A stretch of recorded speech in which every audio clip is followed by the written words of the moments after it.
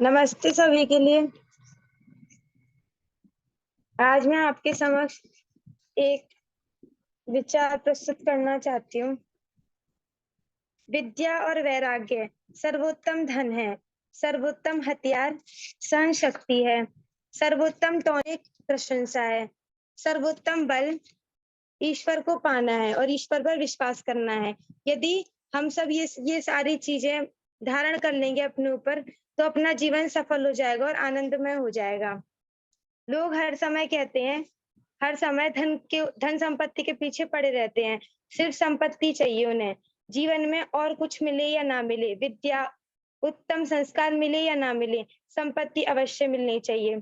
वह भी झूठ, छल, कपट, चोरी, बेईमानी, लूट मार से चाहे जैसे भी, उन्हें संपत्ति चाहिए। ऐसे अन्याय से चाहे जैसे भी संपत्ति मिलनी चाहिए। यदि आपका यह विचार है, तो इससे आपका जीवन सफल नहीं होगा, आपको सुख नहीं मिलेगा।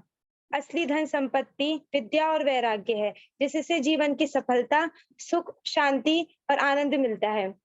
सुखदायक संपत्ति जो ईमानदारी से कमाई जाती है। ईमानदारी से धन संपत्ति इतनी तो मिल ही जाती है कि व्यक्ति जीवन में अपना गुजारा ठीक ठाक से कर ले। दूसरी बात यह है, लोगों में आजकल सहन शक्ति बहुत कम हो गई है, जो कि संबंधों की सुरक्षा का सबसे बड़ा हथियार है। सहन शक्ति की कमी के कारण आए दिन सब संबंधी टूट जाते हैं, चाहे मित्रता हो या रिश्तेदार हो या अन्य कोई भी संबंध हो। उनकी सुरक्षा के लिए सहन शक्ति बहुत ही जरूरी है। तीसरी बात है, यदि आप किसी टॉनिक का प्रयोग करना चाहते हैं, तो सबसे उत्तम टॉनिक है प्रशंसा। सदा प्रशंसा बने रहे, प्रसन्न बने रहें। आप स्वयं को हमेशा सक्षम बनाए रखें और ऐसा ही अनुभव रखें। चौथी बात है, यदि शरीर और आत्मा में बल चाहिए, तो ईश्वर पर भरोसा रखो और उस पर ही विश्वास रखना चाहिए। इसकी आजकल बहुत कमी देखी जाती है। लोग जितना मनुष्य और भौतिक साधनों पर विश्वास रखते हैं, उतना ईश्वर पर नहीं रखते। इसीलिए चिंता, तनाव, पाप कर्मों आदि से ग्रस्त होते हैं। तो चिंताओं आदि से मुक्त होने के लिए, पाप कर्मों से बचने के लिए उत्तम बल और परिश्रम की बहुत आवश्यकता है और ईश्वर पर विश्वास रखने की आवश्यकता है। धन्यवाद। चलिए, आइए बहन कविता जी।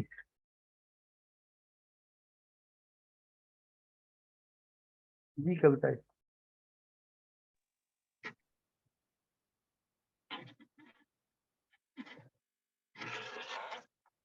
ओम जी।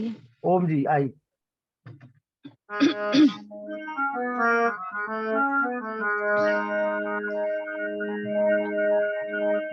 ओम या मेधां देवगणः पितरश्च उपासते तया मामध्यमेधयाग्ने मेधाविनं कुरु मेधाविनं कुरु।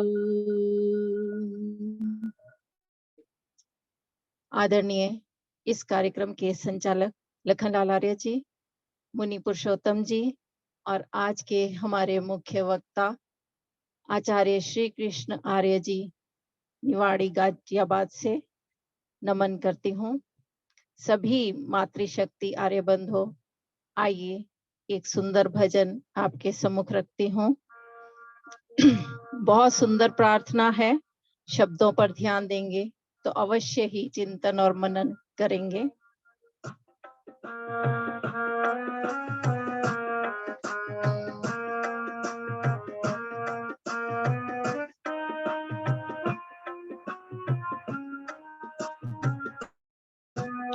मुझे कर्म का सही पथ मिले, प्रभु ज्ञान का वो प्रकाश दो, उत्कर्ष का प्रभु हर्ष दो, ना ये दास तेरा उदास हो, मुझे कर्म का सही पथ मिले।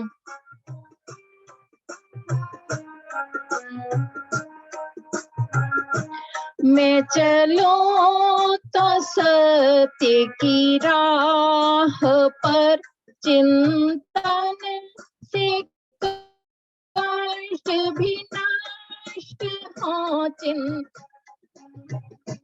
चिंतन से उपजे सही मनन, मेरे हर्ष मनन के प्रकाश हो, मेरे हर मनन में प्रकाश हो, मिले हर मनन को तेरी शरण, मिले हर मनन को तेरी शरण, मेरा मन सदा निष्पाप हो, मुझे कर्म का सही पथ मिले।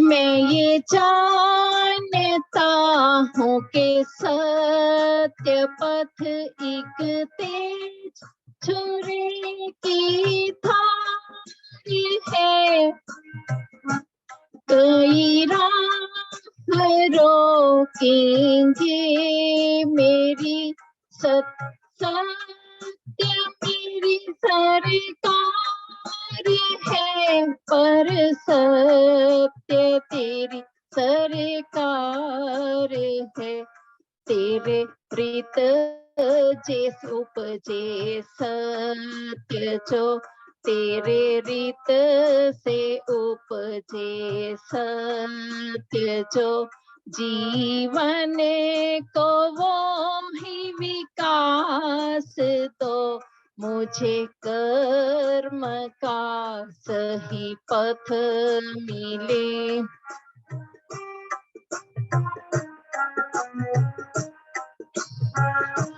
खिलते खिलाते प्रेम के सुमनों से महके उठे जीवन, दुर्गंध ईर्षा द्वेष की हटे प्रेम बगिया से है भगवान, हटे प्रेम बगिया से हे भगवान, ऐसा करो जीवन प्रभु, ऐसा करो जीवन प्रभु, कि तुमको भी मुझ पर नाज हो, मुझे कर्म का सही पथ मिले, प्रभु जाने का वो प्रकाश दो, उत्कर्ष का प्रभु हर्ष दो, ना ये दास तेरा उदास हो, मुझे कर्म का सही पथ मिले, मुझे कर्म का सही पथ मिले, मुझे कर्म का सही पथ मिले। धन्यवाद जी। बहुत बहुत आभार। और आज हम आपको एक विशेष कष्ट देंगे ठीक 8:45 बजे, और 8:40 तक आचार्य श्री कृष्ण शास्त्री जी जो निवाड़ी राज्य बातें उनको सुनेंगे। और 8:45 बजे आज हमारे doctor Rakesh Kumar R G की शादी की सालगिरह है, तो एक विशेष कार्यक्रम 15 मिनट का हमारा लास्ट में चलेगा। कविता जी को आप लोग सुनेंगे और सब लोग हम लोग मिलकर के आज doctor Rakesh Kumar R G की वैवाहिक वर्षगांठ को यहाँ मनाएंगे। तो ठीक 8:45 बजे आपको आ जाना है बहन जी, ठीक है। 8 जी आइए। कृष्ण शास्त्री निवाड़ी तो प्रतिदिन वेद प्रचार का कार्य ऑनलाइन ऑफलाइन करते रहते हैं हमेशा। हम सभी का सौभाग्य कि आज हमारे बीच में हमारे निवेदन पर आप पहुंचे हैं। आइए आचार्य जी, स्वागत आपका, वंदन अभिनंदन।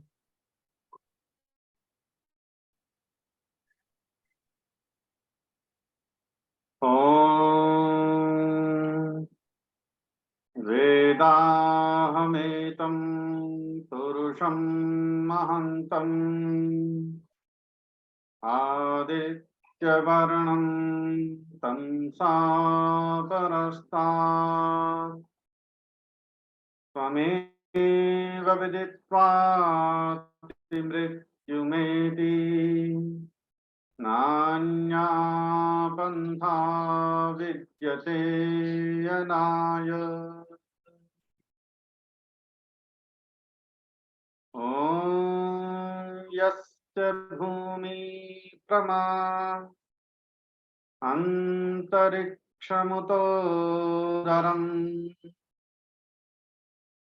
दिवं यश्चक्रे मूर्धानम् तस्मै ज्येष्ठाय ब्रह्मणे नमः। ॐ शान्तिः शान्तिः शान्तिः। इस बड़े सुंदर कार्यक्रम के संयोजक आदरणीय लखनलाल आर्य जी,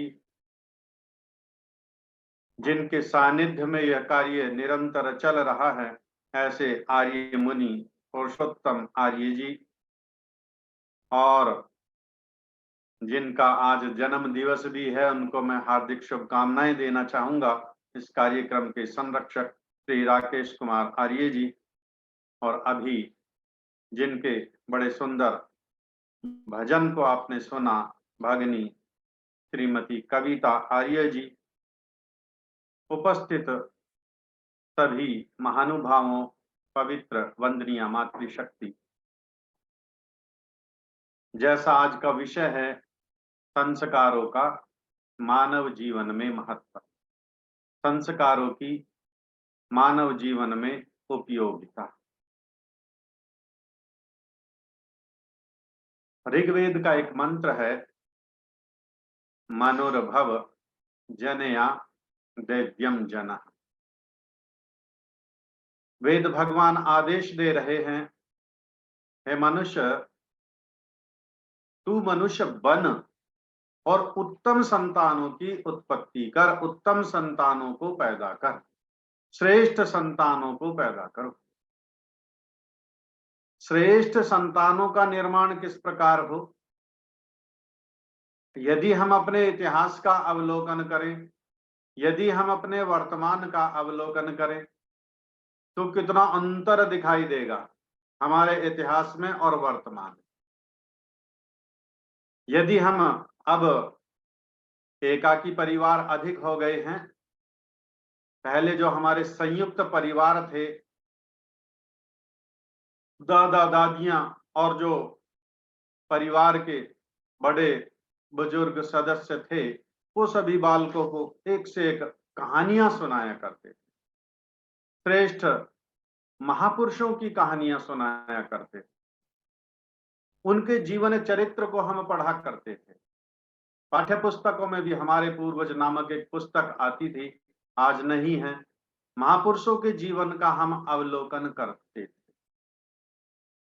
आज यदि हम देखें, अभी जैसे बिटिया थी ना आर्या वेदांशी, बड़ा सुंदर संक्षिप्त उद्बोधन था, लेकिन एक एक शब्द उसका इतना महत्वपूर्ण था, विचारणीय था।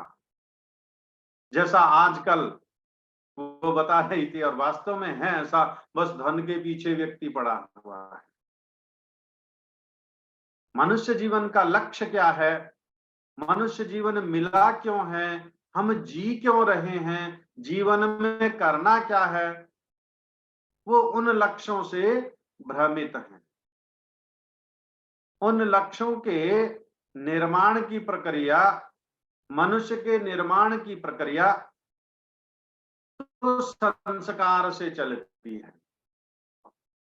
संस्कार आज हमारे जीवन से लुप्त प्राय हो गए हैं। बचा खुचा यदि थोड़ा घना बचा है तो वह केवल आर्य परिवारों में बचा हुआ है, पौराणिक परिवारों में भी, लेकिन वो विकृत है। उन्हें पता ही नहीं संस्कार का महत्व क्या, कौन सा संस्कार कब करना चाहिए, क्यों करना चाहिए, उन संस्कारों का मनुष्य के जीवन में महत्व क्या है, ना करने की हानियां क्या हैं, ये सब बड़े विचार के प्रश्न हैं।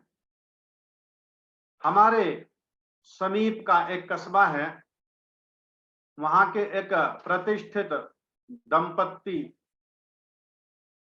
डॉक्टर हैं, माता भी और पिता भी दोनों डॉक्टर, और उनकी 2 संतानें, एक पुत्र है एक पुत्री। अच्छा परिवार है, शिक्षित परिवार है, संपन्न परिवार है, और उन्होंने अपने बालकों की शिक्षा में, दीक्षा में कोई कसर नहीं छोड़ी। हर प्रकार की उनको शिक्षा दिलाने का उन्होंने व्यवस्था की, जैसा प्रत्येक माता पिता अपने सामर्थ्य से करता ही है। और उन्होंने उच्च शिक्षा के लिए, ये हर माता पिता की आशा रहती है, इच्छा रहती है, हमारा बालक उच्च से उच्च विद्यालय में पढ़े, अच्छे से अच्छे विद्यालय में पढ़े। उन्होंने अपने उन दोनों बालकों को उच्च शिक्षा के लिए अमेरिका भेज दिया।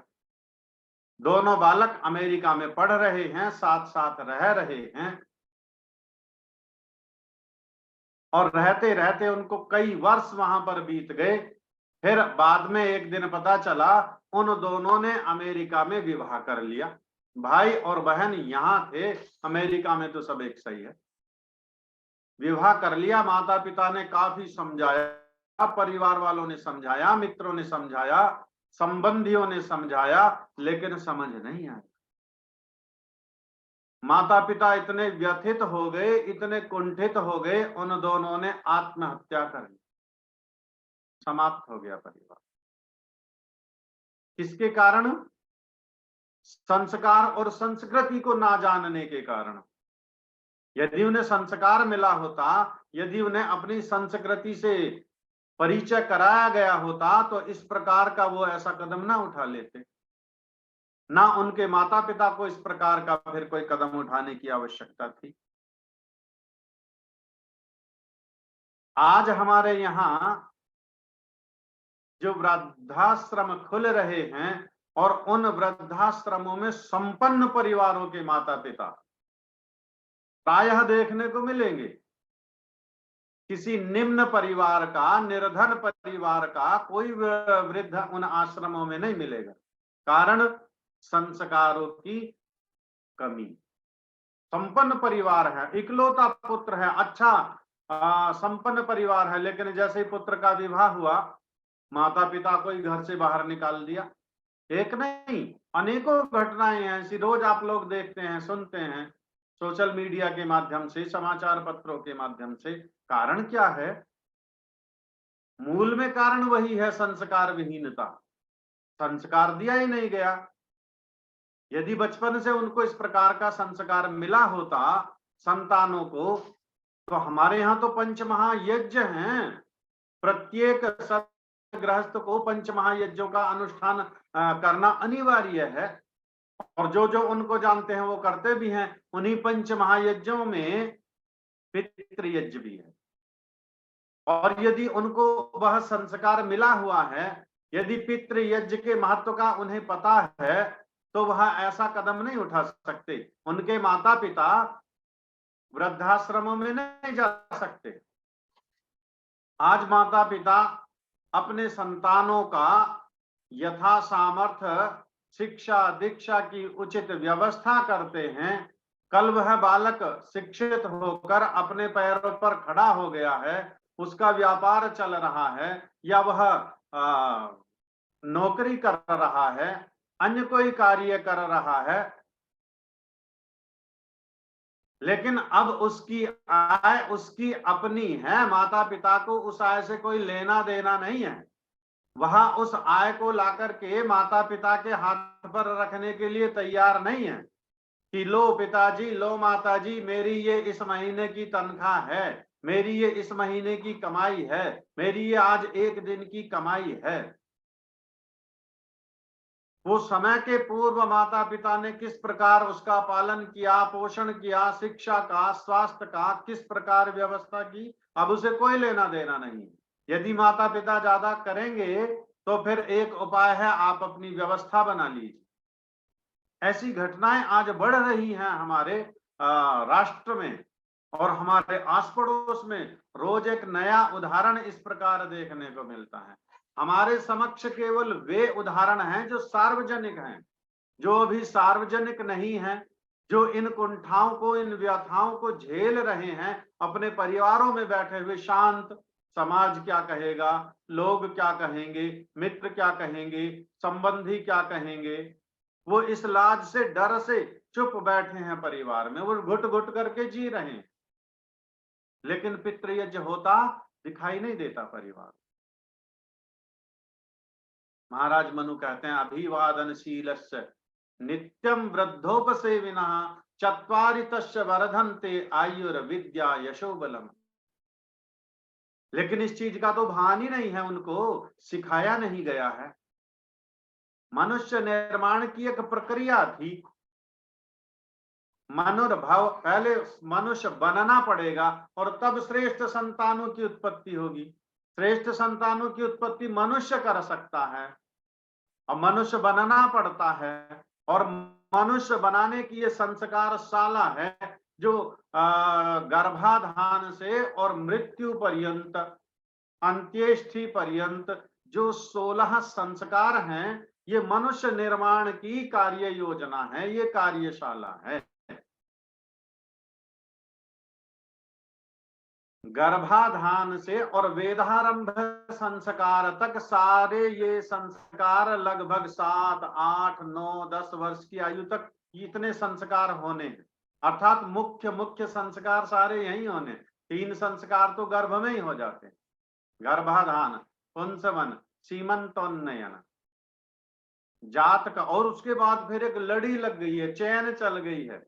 जात कर्म, नामकरण, निष्क्रमण, अन्नप्राशन, चूड़ा कर्म, कर्णवेद, उपनयन, वेदारंभ। अभी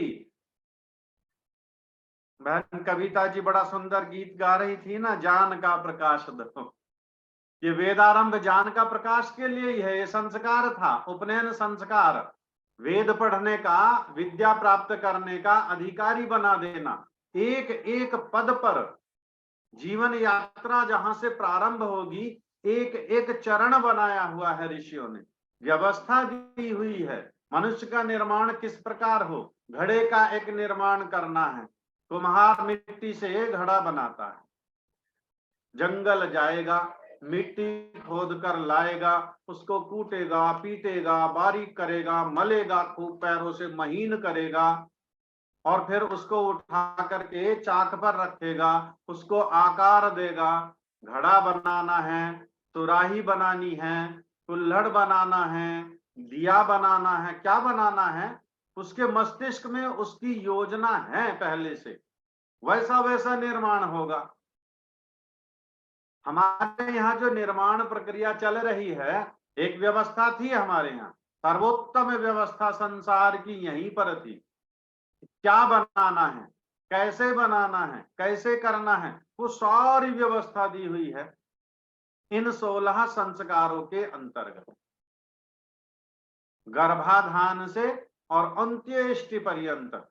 अब गर्भाधान कब करना है, किन परिस्थितियों में करना है, पुत्र के लिए करना है अथवा पुत्री के लिए करना है, सारी व्यवस्थाएं ऋषियों ने दी हुई, लेकिन उनसे हम अनजान हैं, हमें पता ही नहीं। और यदि पुत्र प्राप्ति की आकांक्षा हो, जैसी प्राय रहती है सभी की, तो फिर जाएंगे हम बाबाओं के पास, फिर जाएंगे मौलवियों के पास, फिर जाएंगे धूर्तों के पास। वो शारीरिक, आर्थिक, मानसिक हर प्रकार का शोषण करते रहेंगे और लुटते पिटते रहेंगे पुत्र प्राप्ति की आकांक्षा में, लेकिन संस्कार नहीं करेंगे, क्योंकि पता ही नहीं है करेंगे कहां से, उसका तो ज्ञान ही नहीं है। वो तो समाज से आज लुप्त प्राय हो गई है व्यवस्था सारी। संस्कार वास्तव में है क्या? संस्कार के विषय में महर्षि चरक कहते हैं, संस्कारो ही गुणानांतराध्यान मुच्यते। अर्थात पूर्व में विद्यमान जो दुर्गुण हैं किसी भी प्रकार के, उनको हटा करके और सद्गुणों को स्थापित कर देने का नाम संस्कार है। वस्तु का रूप बदल देने का नाम संस्कार है। उसका सुंदर निर्माण कर देने का नाम संस्कार है। एक बढ़ई है, लक्कड़हारा है, एक लक्कड़ लाता है इतना बड़ा, और उसमें गांठ है, ऊबड़ खाबड़ है, कहीं गड्ढा है, और सीधा लंबा उसका एक शतीर है इतना 10 फीट का, 5 फीट का, 8 फीट का। उसको लाएगा, काटेगा, छांटेगा, उसको रंदा मार करके बिल्कुल चिकना करेगा, उसके जितने भी दोष हैं वो सारे दूर कर देगा, और फिर उससे सुंदर निर्माण करेगा। कुर्सी बनाएगा, मेज बनाएगा, सोफा बनाएगा। भवन में हम दरवाजे बनाते हैं, खिड़कियां बनाते हैं, उसी लकड़ी से बनेगा सारा। पहले देखने में कैसी लग रही थी, ऊबड़ खाबड़ गंदी सी, लेकिन अब संस्कार हो गया, अब उसका रूप बदल गया। जितने भी दोष थे उसके वो सारे दूर कर दिए गए और उसमें अच्छे गुण भर दिए गए। अब उसको पॉलिश कर दिया गया, उसको पेंट कर दिया गया, उसको रंदा मार करके चिकना कर दिया गया, साफ कर दिया गया। महर्षि दयानंद संस्कार के विषय में लिखते हैं, जिन करके शरीर और आत्मा सुसंस्कृत होने से धर्म, अर्थ, काम और मोक्ष प्राप्त हो सकते हैं, जो मनुष्य जीवन का लक्ष्य है। यही पुरुषार्थ चतुष्ट है, उसी की प्राप्ति करना मनुष्य का लक्ष्य है। लेकिन उसकी लक्ष्य की प्राप्ति के लिए अनिवार्य है संस्कार करना, और संतान अत्यंत योग्य होते हैं, इसलिए संस्कारों का करना सब मनुष्यों को उचित है। केवल आर्यों के लिए नहीं है, केवल हिंदुओं के लिए नहीं है, केवल भारतवासियों के लिए नहीं है, प्रत्येक मनुष्य के लिए। इसीलिए लिखा, नियम भी बनाया, संसार का उपकार करना इस समाज का मुख्य उद्देश्य है, क्योंकि समाज के पास ये विद्या है। इन संस्कारों की महत्ता को यह समाज जानता है, अन्य नहीं जानते हैं। आज पौराणिक नहीं जानते हैं, अन्य मतांतर वाले नहीं जानते हैं, लेकिन यदि उन्हें समझाया जाए उसके महत्व को, तो उनका भी फिर उपकार हो सकता है। इसलिए कहा कि सब मनुष्यों को संस्कार करना उचित है। ये संस्कार जो हमारा शरीर है, एक स्थूल शरीर है, हमें दिख रहा है, और स्थूल शरीर के साथ साथ जो दूसरा हमारा सूक्ष्म शरीर है, इस सूक्ष्म शरीर में ये 16 संस्कार अवस्थित रहते हैं। अब जो संस्कार बालक का जब जन्म होता है, वह 2 प्रकार के संस्कार लेकर आता है। एक जन्म जन्मांतर के संस्कार इसके सूक्ष्म शरीर में स्थित रहते हैं। न जाने हमारी कितने जन्मों की यात्रा चली आ रही है, हम नहीं जानते। और जब से हमारा यह जन्म मरण चल रहा है, प्रत्येक जन्म का संस्कार हमारे साथ। जैसा सुनते हैं, जैसा बोलते हैं, जैसा करते हैं, प्रत्येक संस्कार हमारे चित्त पर जाता है। उसकी छाप, उसकी छवि हमारे चित्त पर अंकित हो जाती। उन्हीं संस्कारों को लेकर बालक इस संसार में आया। दूसरा संस्कार जो माता पिता से उसको मिला हुआ है, जो वंशानुगत है। दोनों प्रकार के संस्कार अच्छे भी हो सकते हैं, बुरे भी हो सकते हैं। एक छोटा सा बालक, आयु रही होगी उसकी लगभग 7-8 वर्ष की, छोटा सा बालक है, 7-8 वर्ष की, कोई ज्यादा आयु नहीं होगी। खेल खेल में उसने क्या किया, और 2-3 बालक हैं उसके साथ में, चाकू उसके हाथ में, और छिपकली का बच्चा पकड़ लिया पकड़ करके उस छिपकली के बच्चे के चाकू से बारीक बारीक बारीक बारीक टुकड़े कर डाले, ना जाने कितने पीस करे, उसने कर दिए। उसके लिए खेल है, और खेल खेल में वो चाकू रख भी दिया, उस बात को वह भूल भी गया। बाद में बालक का पिता बाहर से आया, कुछ फल आदि लेकर के आया, वो चाकू रखा था, उन्होंने चाकू उठाया, फल काटा, सब बच्चों में बांट दिए, आप भी खा लिए। सारे परिवार बीमार हो गया, किसी को उल्टी हो गई, किसी को दस्त हो गए, किसी को और परेशानी बनी, डॉक्टर के पास दौड़े दौड़े, पूरा परिवार बेहाल। तब जाकर के कारणों का कहीं पता चला, इस कारण से ये सारा कुछ हुआ। ये संस्कार बालक का चला आ रहा है। यदि बालक को परिवेश यही मिलता जाएगा आगे आकर के, तो उसका यही संस्कार पुष्ट होता चला जाएगा।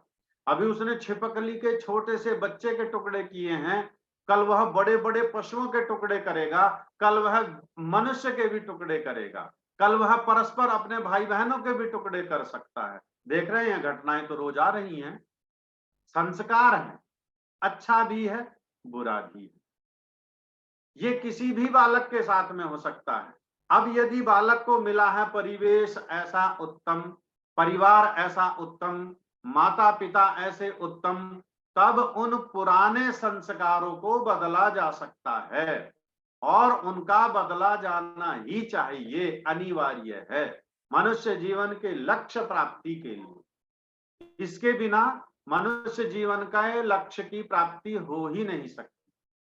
यह जन्म हुआ किस अर्थ अहो, समझो कि जिसमें यह घटना।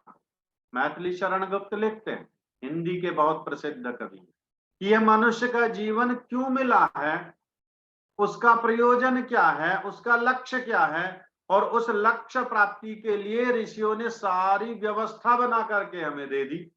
इस चरण पर इस प्रकार से इसका निर्माण करना है, ताकि वह अपने जीवन लक्ष्य की ओर बढ़ सके और उस उद्देश्य की प्राप्ति कर सके। ऐसे उदाहरण हैं अनेकों हमारे समक्ष। माता मदालसा का उदाहरण हम सबके सामने है, इतिहास उसका साक्षी है। माता जीजाबाई का उदाहरण हमारे सामने है। क्योंकि बालक के निर्माण में सबसे अधिक यदि आवश्यकता है, सबसे अधिक यदि भूमिका है, तो वह माता की है। लेकिन यदि माता सुसंस्कारित है, यदि माता विदुषी है, यदि माता धार्मिक है, तब तो वह उस संस्कार को बालक को दे सकती है। और यदि माता विदुषी नहीं है, महर्षि दयानंद लिखते हैं सत्यार्थ प्रकाश के दूसरे समोल्लास की प्रथम पंक्ति, मातृमान पितृमान आचार्यमान पुरुषो वेदः।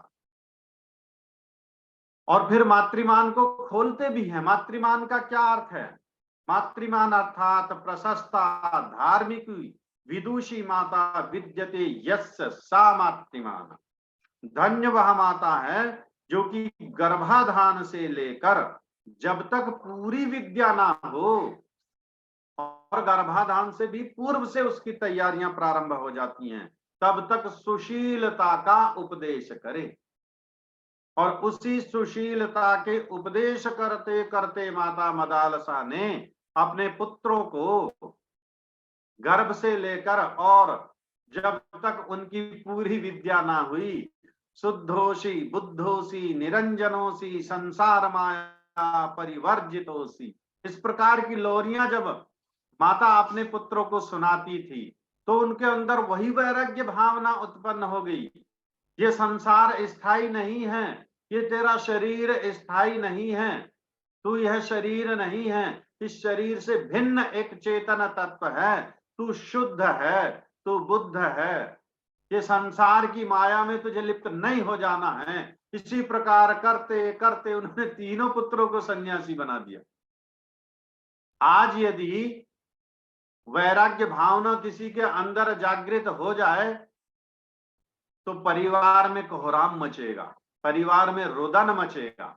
एक समय था जब जीवन लक्ष्य की ओर बढ़ाने के लिए माता पुत्रों को प्रेरित कर रही है। आज परिवार में शोक लहर डूब जाती है। आप एक बार कह करके देखिए, मुनि पुरुषोत्तम जी विद्यमान है, वो वानप्रस्थी हैं, सन्यासी नहीं, अभी तो वानप्रस्थी हैं। वानप्रस्थ लेने के प्रश्न पर परिवार में कोलाहल मचना शुरू हो जाता है। जीवन लक्ष्य की ओर कोई बढ़ने नहीं देना चाहता, जबकि वह तो एक संस्कार है, अनिवार्य अंग है जीवन का, होना है निश्चित रूप से। माता मदालसा ने एक एक करके तीनों पुत्रों को सन्यासी बना दिया। राजा बड़ा चिंतित, राज्य की रक्षा कौन करेगा, इसका कार्यभार कौन संभालेगा। तो उन्होंने फिर ठीक है, उसकी भी व्यवस्था कर देते हैं जी। अगले पुत्र को उन्होंने क्षत्रिय धर्म की, न्याय की, वीरता की वैसी विद्या देनी प्रारंभ कर दी, वैसी शिक्षा प्रारंभ देनी कर दी। तो वह प्रसिद्ध राजा अलार्क के रूप में प्रसिद्ध हुए और संसार में आज तक उनका नाम चलता आ रहा है। इस संस्कारों की महिमा है। जिस प्रकार कुम्हार अपने मिट्टी को चाक पर रखकर उसको जैसा चाहे वह शेप देना चाहता है, दे सकता है। संतान का निर्माण यदि वहीं से गर्भाधान से संस्कारों के द्वारा किया जाए, ऐसा कोई कारण नहीं जो जहां मन चाही संतान की प्राप्ति ना हो सकती। ये विद्या हमारे पास है, ये विद्या भारतीय ऋषियों के पास थी, जो परंपरा से चली आ रही है। भले ही वह लुप्त प्राय है, लेकिन है, लुप्त नहीं हुई है, नष्ट नहीं हुई है। अब विद्या यदि लुप्त प्राय हुई है तो उसके महत्व को थोड़ा कम कर दिया गया है। और ये बड़े चिंता का और दुख का भी मैं कहूंगा कि ये विषय है।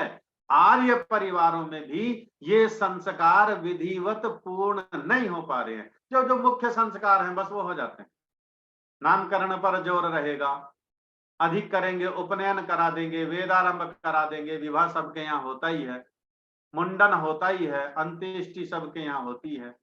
अन्य संस्कारों का क्या, निष्क्रमण का क्या, पुंसवन का क्या, सीमंतोन्नयन का क्या, निर्माण प्रक्रिया तो वहां से चलनी है। चूड़ा कर्म क्यों करें, कब करें, उसका महत्व क्या। प्रत्येक संस्कार का अपना महत्व है। हम सम्यक अध्ययन करें संस्कार विधि का और उसका प्रचार प्रसार भी उतना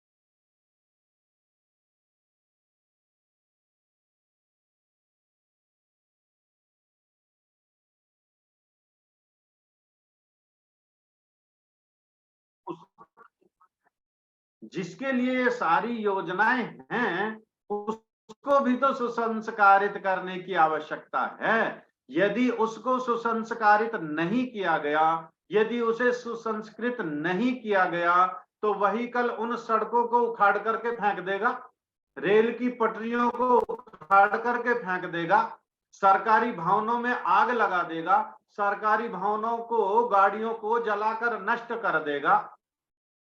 और यदि उसे संस्कारित किया गया, जिसके लिए ये सारी योजना है, जिसके लिए ये सारी व्यवस्था है, तो वह उस व्यवस्था को बनाने में सहयोगी होगा, ना कि वह उनका विध्वंसक बनेगा। इसलिए संस्कारों की आवश्यकता है। इन संस्कारों को समाज में प्रचारित और प्रसारित करने के लिए सबसे बड़ी भूमिका आर्य समाज की है। इस संस्कार शाला को चलाने का सबसे बड़ा दायित्व आर्य समाज का है, क्योंकि ये विद्या आर्य समाज के पास है। इस संस्कार के महत्व को, इन संस्कारों की विधि को आर्य समाज सबसे अधिक जानता है, इसलिए उसका दायित्व भी सबसे अधिक है। प्रत्येक हमारे घरों में न्यून से न्यून आर्य परिवारों को तो हम लक्ष्य रखते हैं कि हमारे जितने भी आर्य परिवार हैं, उन आर्य परिवारों में तो 16 के 16 संस्कार सुनिश्चित होने ही चाहिए, ताकि दूसरों को प्रेरणा मिल सके, ताकि दूसरों को हम कह सके देखो उनके बालक के ये संस्कार हुए। और उन संस्कारों को जब हम अपने परिवारों में स्थापित करेंगे तो दूसरे के लिए एक प्रेरणा बनेगी। हाँ, उसका भी इस प्रकार का संस्कार हुआ है। एक छोटा सा उदाहरण मैं बताता हूं। 2 बच्चे हैं छोटे छोटे, एक की आयु लगभग 6-7 वर्ष, एक की आयु 3 या 4 वर्ष। बड़े बच्चे का जन्म दिवस मनाया गया, यज्ञ आदि किया गया। बड़े बालक पर परिवार का स्नेह स्वाभाविक होता ही है, तो किया गया, ठीक है। जन्म दिवस उसका मन गया। थोड़े दिन बाद अब छोटे बालक का जन्म दिवस आया तो वहां यज्ञ नहीं किया गया और वैसे ठीक कर दिया गया, जैसा आज वर्तमान में चलन है कि एक आदि लाए काट दिए खिला दिए। तो छोटा सा बालक है, 4 या 3 या 4 वर्ष का रहा होगा, तो माता पिता से कहता है, आपने मेरे जन्म दिवस पर यज्ञ क्यों नहीं कराया? आपने भाई के जन्म दिवस पर यज्ञ कराया, मेरे जन्म दिवस पर यज्ञ क्यों नहीं कराया? ये होता है संस्कार। उसने देखा है संस्कार होते हुए, उसने देखा है यज्ञ होते हुए, तो उसके अंदर है ये भावना कि मेरा भी यदि जन्म दिवस मने तो यज्ञ के द्वारा मने। और यज्ञ ये हमारा आर्य परिवारों को नहीं, हमारे जो ये हिंदू परिवार हैं उन सब का प्रत्येक कार्य यज्ञ से जुड़ा हुआ था, है नहीं था। वो धीरे धीरे धीरे अब गौण होता जा रहा है। अब यज्ञ के स्थान पर पार्टियां अन्य प्रकार की उन्होंने स्थान ले लिए। ये संस्कारों की यदि न्यूनता परिवारों में आएगी तो पतन निश्चित है। माता पिता का संरक्षण नहीं हो पाएगा, परिवारों का संरक्षण नहीं हो पाएगा, समाज का संरक्षण नहीं हो पाएगा, राष्ट्र का संरक्षण नहीं हो पाएगा, तृणवंतु विश्वम आर्यम नहीं हो पाएगा। कैसे संभव है? ये सारा दायित्व तो मनुष्य का है और मनुष्य निर्माण संस्कारों के द्वारा संभव है। और यदि जीवन से संस्कार ही निकल गया तो फिर बचा क्या है? पशुवत जीवन जीने के लिए विवश हैं, वो तो सब में होता ही है। आहार निद्रा भय मैथुनंच सामान्य एतत् पशुभिर नराणाम। तो भोजन करना, निद्रा करना, बड़े से डरना, छोटे को डराना, संतानोत्पत्ति करना, प्राय यही रह गया है जीवन में।